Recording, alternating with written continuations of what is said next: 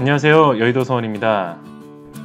면접관의 위치에서 면접을 보게 될 때 가장 흥미로운 질문 중 하나가 본인의 단점에 대해 기술해보라는 항목입니다. 단점을 다른 사람에게 보여준다는 것은 쉽지 않습니다. 특히 면접장이라는 총성 없는 전쟁터에서 본인의 치명적인 약점을 보여준다는 것은 곧 죽음을 의미합니다. 이런 질문을 내는 회사의 의도 역시 순수하다고는 할 수 없습니다. 질문의 진정한 의도는 무엇일까요? 예전에 인사 담당자에게 이런 질문을 한 적이 있습니다. 어차피 다들 사실대로 쓰지도 않을 텐데 도대체 이런 질문을 왜 내는 거예요? 돌아오는 인사 담당자의 답변은 교과서와 같았습니다. 본인이 현재 가지고 있는 장점과 약점을 파악하고 있는 것은 아주 중요합니다. 그래야 발전이 있겠지요. 네, 훌륭한 답변이지만 전혀 동의할 수 없습니다. 물론 그분은 진심으로 그렇게 생각했을 수도 있습니다. 틀린 말도 아니고요. 기업이 사업 전략을 짤 때 흔히 사용하는 분석 모델이 수압 분석입니다. 개인 역시 장점과 단점, 기회와 위협 등을 객관적으로 평가하고 분석하여 훌륭한 개선책을 도출할 수 있습니다. 하지만 적어도 채용 과정에서만큼은 이런 냉정하고 객관적인 수압 분석 따위는 잠시 넣어두라고 조언드립니다. 대신 여러분은 다음과 같은 원칙으로 본인의 단점을 기술하여야 합니다. 하나하나씩 살펴보면요. 먼저 단점 기술의 핵심은 장점을 가장한 단점을 서술하는 것입니다. 여러분, 세상의 모든 것에는 명암이 있습니다. 개인의 특성도 마찬가지입니다. 신중하다는 평을 듣는 사람이 상황에 따라 아주 답답한 사람으로 보이기도 하고요. 성격이 급하다고 지적받는 사람이 놀라운 추진력을 보여줄 때도 있습니다. 이와 같이 여러분의 장점이 곧 단점이며 단점은 또 하나의 탁월한 장점이 될 수 있습니다. 그러니 여러분에게 무슨 단점이 있는지 찾지 마십시오. 거꾸로 여러분의 장점을 먼저 생각해 보세요. 그리고 그 장점을 갖기 위해 포기해야 하는 것을 생각해 보세요.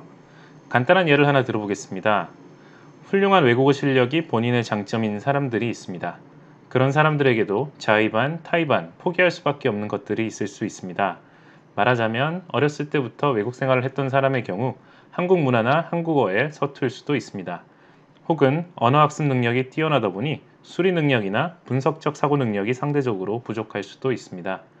이 사람들이 본인의 그러한 측면들을 단점이라고 서술한다고 해서 혀를 차며 개선을 독려할 사람은 아마도 없을 것입니다. 그들은 훌륭한 외국어 실력이라는 장점을 가장한 단점을 기술했기 때문이죠. 예를 하나 더 들어보겠습니다. 대학교 시절 창업, 인턴, 아르바이트, 교환학생 등 쉴 새 없이 다양한 경험을 하고 여러 새로운 분야에 도전한 훌륭한 청년이 있습니다. 이런 사람들에게서도 장점을 가장한 단점은 쉽게 찾을 수 있습니다. 방금 그 장점을 다른 관점에서 보면 됩니다. 수박 겉핥기식 스펙 쌓기로 볼 수도 있는 것이죠.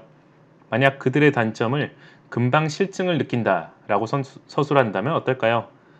단점이라고 말하긴 했지만 사실 본인이 진취적인 자세로 끊임없이 새로운 분야에 도전한다 라고 자랑한 것과 마찬가지입니다. 그런데 이들이 단점을 이렇게 서술하는 순간 공격태세로 전환하는 면접관도 분명 있을 것입니다. 우리 일은 끈기가 필요한데 라고 말끝을 흐리면서 회심의 미소를 띠며 여러분을 노려보고는 말이죠. 그때 당황하시면 안됩니다. 여러분, 이 영상의 제목을 다시 한번 보시기 바랍니다. 단점 기술은 면접관과의 치열한 수싸움입니다. 여기서 단점 기술의 두 번째 원칙입니다. 단점을 기술하는 것에서만 끝나서는 절대 안됩니다. 아무리 장점으로 가장한 단점일지라도 그 단점은 개선의 여지가 분명히 있을 것이고 개선을 위한 지원자의 애티튜드도 이 질문 답변의 중요한 포인트이기 때문입니다. 따라서 그 단점을 보완하려고 했던 지원자의 노력도 반드시 함께 서술해야 합니다. 방금 전 예시를 계속 이어가 보겠습니다. 신입사원으로서 진취적인 자세와 끊임없는 도전 정신도 물론 중요합니다. 그러나 어떤 일을 시작했을 때 그 분야에 정통해지기 위해 끈기를 가지고 시간과 노력을 쏟아붓는 것 역시 회사에서 중요하게 생각하는 애티튜드입니다.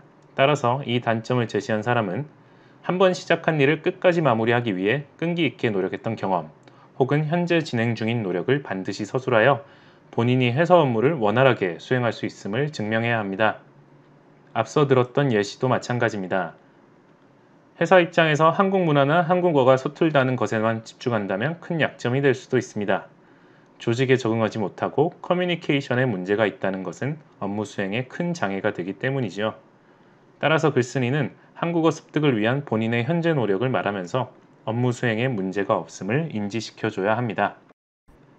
이와 같이 자신이 보유하고 있는 특성에는 명암이 있는데 그 특성의 장점은 발전시키고 단점은 개선하려고 노력하고 있다고 기술한다면 여러분은 면접관과의 수싸움에서 한 발 앞서 나갈 수 있습니다. 그런데 세상에는 양면성이 없는 특성도 몇 가지 있습니다. 여기서 바로 단점 기술의 마지막 세 번째 원칙이 적용됩니다. 여러분, 단점에 대한 서술은 고해성사가 아니라는 점 꼭 기억하시길 바랍니다. 게으르다는 특성을 예로 들어보겠습니다. 게으름의 장점이 있을까요? 게으른 천재가 떠오릅니다만 신입사원 공채에 지원하는 사람이라면 아마 천재는 아닐 것입니다. 천재라고 해서 게으른 것도 물론 아니고요. 또한 평소 독립적으로 일을 처리하는 사람들 중에는 조직생활 적응에 어려움이 있다는 단점이 떠오르는 분도 있을 것입니다. 이렇게 자신을 솔직하게 드러내서 면접관과의 정면 승부를 노리는 것이죠. 하지만 면접관들, 즉 회사의 간부들이 가장 경계하는 것이 무엇인지 아시나요? 바로 조직원의 퇴사입니다. 이런 극한 상황을 떠올리는 순간 그 사람의 독립성은 더 이상 장점으로 보이지 않을 것입니다. 그 밖에 이러한 단점들도 자기소개서에 작성하거나 면접장에서 언급하지 않도록 유의하시기 바랍니다.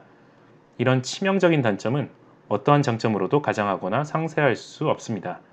따라서 극적인 뒤집기나 반전이 없다면 치명적인 단점이 아닌 보편적인 단점을 제시해야 한다는 것 꼭 기억하시길 바랍니다.